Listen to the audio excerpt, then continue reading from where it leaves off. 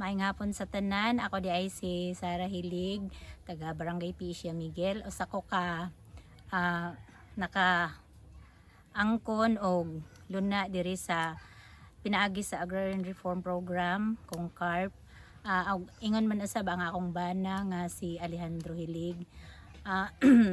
Og dako kini og gikatabang sa amua kay tungod naka eskwela ang akong mga kaanak, nakatabang ni siya nga nakahuman sila onya. Na member pod ko sa Liko Agrarian Reform Liko Agrarian Cooperative o gingan man sa Barangay Piscia Miguel Rice Farmers Irrigators Association.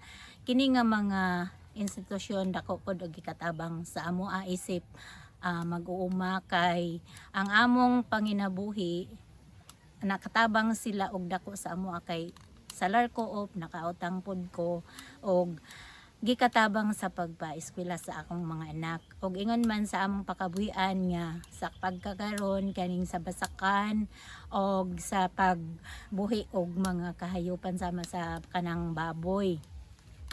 Og dako pod akong pasalamat di ay sa DAR kay usapod sila nga nakahatag og nakatabang sa amua nga kami nakaangkon miniini nga luna.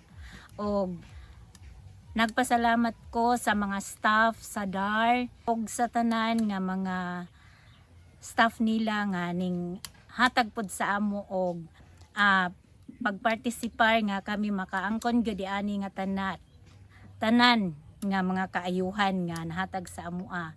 Ilabi na po dito sa among association sa Piscia Miguel Rice Farmers Irrigators Association kay nahatagan pod mi og mga makinaryas pinaagi pod sa DAR. Og sa tanan nga mga pareha pod nako nga mga Rice Farmers Association hinaot unta nga sa kanunay ana ang pagtinabangay og dako gyud nakong pasalamat sa inyong tanan sa mga staff og sa mga naghatag niini nga tanan og ilabi na sa atong panggobernuhan nga ang mga mag-uuma gihatagan gyud og mga kahigayunan nga makaangkon og mga ingon ni ani nga programa sa gobyerno.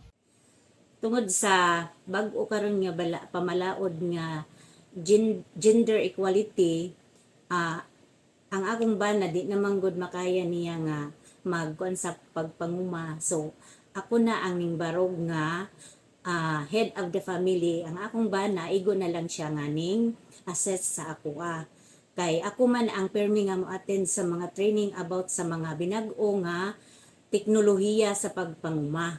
Sanglit ang akong bana nagdinabangay na lang ni og ako gyud ang pinaka-head sa among pagpanguma. Sa mga training nga akong nakatunan sa mga bag-o nga teknolohiya, ang akong nakatunan ako na lang pod nga relay nga to sa akong mister. So tungod sa mao nga mga teknolohiya sa pamaagi sa pagpanguma nga binag-o, ang akong bana ako pong gitudloan. So nasunod gyapon namo og nahimo nga successful ang among pagpanguma og pagkultibar sa mao nga yuta nga gi-award sa amwa.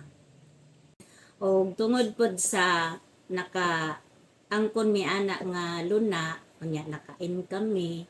So nakapalit pod mi og usa ka luna nga kanang residential lot pinaagi sa income pod sa among pagpanguma.